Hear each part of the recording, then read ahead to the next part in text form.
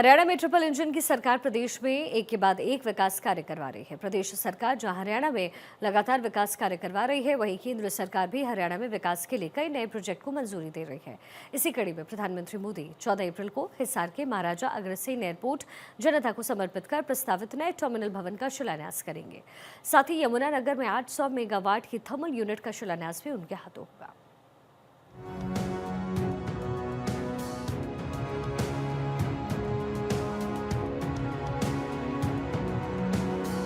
मुख्यमंत्री नायब सिंह सैनी ने कहा कि प्रधानमंत्री नरेंद्र मोदी के नेतृत्व में विकसित भारत के विजन को साकार करने की दिशा में हरियाणा तेजी से आगे बढ़ रहा है।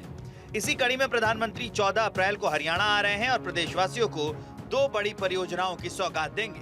यमुनानगर में 7,272 करोड़ रुपए की लागत से बनने वाले 800 मेगावाट की सुपर क्रिटिकल यूनिट का शिलान्यास करेंगे। ये यूनिट वर्ष 2028 के अंत तक अपने तय समय पर बनकर तैयार हो जाएगी। प्रधानमंत्री हिसार में महाराजा अग्रसेन एयरपोर्ट से हवाई सेवाओं की शुरुआत करेंगे। इससे सिर्फ हिसार ही नहीं बल्कि पंजाब और राजस्थान के बड़े हिस्से को भी लाभ मिलेगा।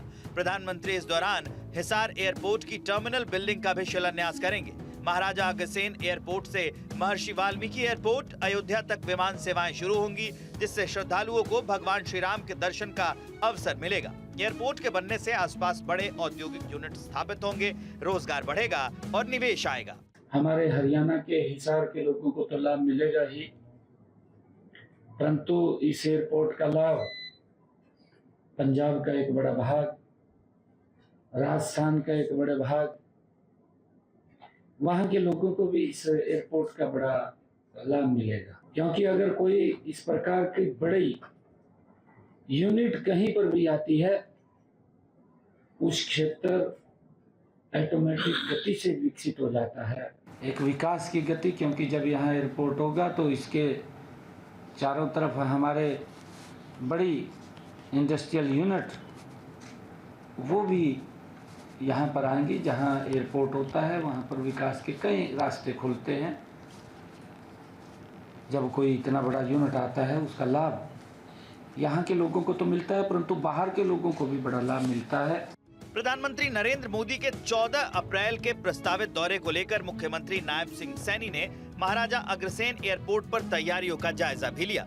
मुख्यमंत्री ने प्रशासनिक अधिकारियों के साथ बैठक कर प्रधानमंत्री के दौरे को लेकर किए गए प्रबंधों की गहनता से समीक्षा की। इस अवसर पर लोक निर्माण मंत्री रणबीर गंगवा, विधायक श्रीमती सावित्री जिंदल, रणधीर पनिहार सहित वरिष्ठ अधिकारी उपस्थित रहे। मुख्यमंत्री ने कहा कि कार्यक्रम में सभी व्यापक प्रबंध करना सुनिश्चित किया जाए, साथ ही आम जन को भी कोई दिक्कत ना हो, इसके लिए वैकल्पिक सड़क मार्गों की व्यवस्था होनी चाहिए। आदरणीय प्रधानमंत्री जी आ रहे हैं, उस बैठक के अंदर अधिकारियों के साथ जायजा लिया है। भारी संख्या में लोग यहाँ पर आदरणीय प्रधानमंत्री जी का स्वागत करने के लिए आएंगे।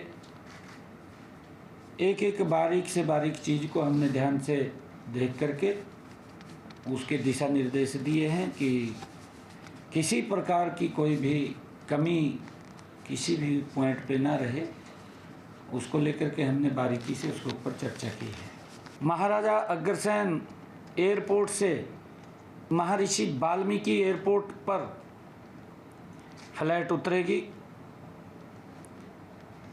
और इसी फ्लाइट से भगवान श्री राम के भव्य और दिव्य दर्शन भी करने का अवसर मिलेगा। मुख्यमंत्री नायब सिंह सैनी ने कहा कि लोगों की सुविधा के लिए कार्यक्रम स्थल पर पर्याप्त स्वच्छ पेयजल, शौचालय और पंखों इत्यादि की व्यवस्था होनी चाहिए। कार्यक्रम में प्रदेश के कई जिलों से लोग शामिल होने जा रहे हैं, इसलिए किसी भी व्यक्ति को कोई परेशानी नहीं होनी चाहिए। उन्होंने निर्देश दिए कि वाहनों की पार्किंग के लिए प्रत्येक जिले के लिए अलग पार्किंग स्थल निर्धारित किए जाएं। आदरणीय हमारे CR पाटिल जी जो केंद्रीय जल शक्ति मंत्री हैं, उन्होंने अपना योजना का इसका शुभारंभ भी हरियाणा से किया कि बरसात का एक पानी भी वेस्टेज न जाए, क्योंकि हमारे सामने आने वाले समय के अंदर पानी की समस्या न रहे। जो मैंने फ्यूचर डिपार्टमेंट की बात कही है, ये उसी के अंदर है। ये एरिया जो जिसके अंदर हम बैठे हैं, इस एरिया के अंदर अटल भूजल योजना के तहत तालाब बनाने का काम। मुख्यमंत्री ने कहा कि एयरपोर्ट परिसर में वन्य जीव नहीं होने चाहिए। अगर कोई वन्य जीव यहाँ अब भी मौजूद है तो उसे तुरंत पकड़कर उचित स्थान पर पहुँचाना सुनिश्चित करें। मुख्यमंत्री ने अधिकारियों को निर्देश दिए कि सभी व्यवस्थाओं को दुरुस्त रखने के लिए निरंतर कार्य किए जाएं। आज हरियाणा के अंदर रोड का इंफ्रास्ट्रक्चर देखिए। आज हरियाणा के अंदर हमने अपने बजट के अंदर घोषणा की है, हर 10 किलोमीटर के ऊपर मॉडल संस्कृत स्कूल बनेगा बच्चों की एजुकेशन के लिए।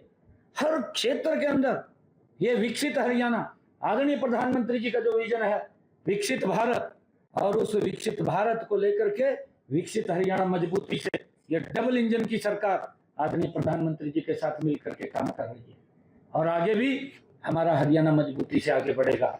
धीरे धीरे करके व्यवस्थाओं का भी परिवर्तन होता रहता है। हमने अभी बजट के अंदर एक घोषणा की है, शायद आप लोगों को ध्यान में होगा, फ्यूचर डिपार्टमेंट, हमने उसके अनाउंसमेंट किए। आने वाले 20 वर्षों के अंदर हमें क्या चीज की आवश्यकता है, उसकी प्लानिंग आज खड़ी हो जाएगी। हिसार में प्रधानमंत्री नरेंद्र मोदी के कार्यक्रम में आने वाले लोगों की सुविधा के लिए पूरे कार्यक्रम स्थल को सेक्टर में विभाजित किया गया है। मंच के सामने युवाओं और महिलाओं के बैठने के लिए सेक्टर बनाए गए हैं। प्रधानमंत्री के कार्यक्रम को लेकर इस तरह की तैयारियां की गई हैं कि किसी भी व्यक्ति को किसी भी तरह की परेशानी का सामना न करना पड़े। चंडीगढ़ से डॉक्टर थानेश्वर शर्मा की रिपोर्ट।